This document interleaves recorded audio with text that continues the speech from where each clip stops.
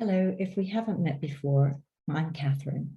This is the first of a series of videos over a 9-day period, and I'm sure there'll be a summary on the 10th day. My inspiration for doing this series at this time is today, the start of it is the first new moon after the equinox. It's a start of a 9-day festival in the Indian traditions known as Navaratri. And there's a story that goes with that festival. We celebrate the victory of the divine mother in the form of Durga, her victory over the demon forces on the earth, which are, the demons are metaphorical. They represent various aspects of our minds. So we're celebrating, or we're looking at, what stops us from experiencing our divine nature and looking at the areas of mind where we tend to get trapped. So today's teaching is when we are free of the need to be special. We are free to be a part of what is extraordinarily special.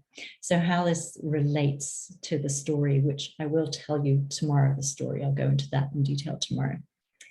But today, just to set the context for this, I just wanted to say a few thoughts about the mind and where we tend to get ourselves all wound up in it. So, our need to be special, our need to be seen as something important is one of the big traps that humans get into. We also have the opposite. We have the negating aspect. We tend towards either self-inflation or self-deprecation. And both of those can be traps. Both of those can stop us from both seeing our own uniqueness and the uniqueness of others. It stops us from understanding that we are all part of the oneness. We hear this often, don't we? We are all one. And the truth is, yes, we are all one. We are all part of that oneness. And then there is also the many. We each have our own unique individuality. So when we can see the one and the many, without the tendency to divide everything into two, which is what the mind does, it divides into good and bad, right and wrong, success and failure, etc. When we no longer have to do that habitually, and we can see that we can look at some of these divides, these judgments and opinions of the mind, and see that actually it's not so clear, this division into two.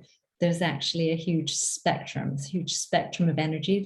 The twos represent the poles, but actually it's not so clear where those dividing lines are. So can we really say there are two? It's a really good one to confront ourselves on. So it tends to be that, when we're in those traps of mind, our hearts really aren't always that open. When the heart is truly open, blasted open, then those divisions just don't occur to us. It's like the heart, it's said that the heart heals what the mind separates. And so when we're experiencing, we know from our own experiences, even if they're experiences of human love, we've fallen in love with a person or a new baby once it's born, or we know from a spiritual experience when we seem to have had an immersion into love itself.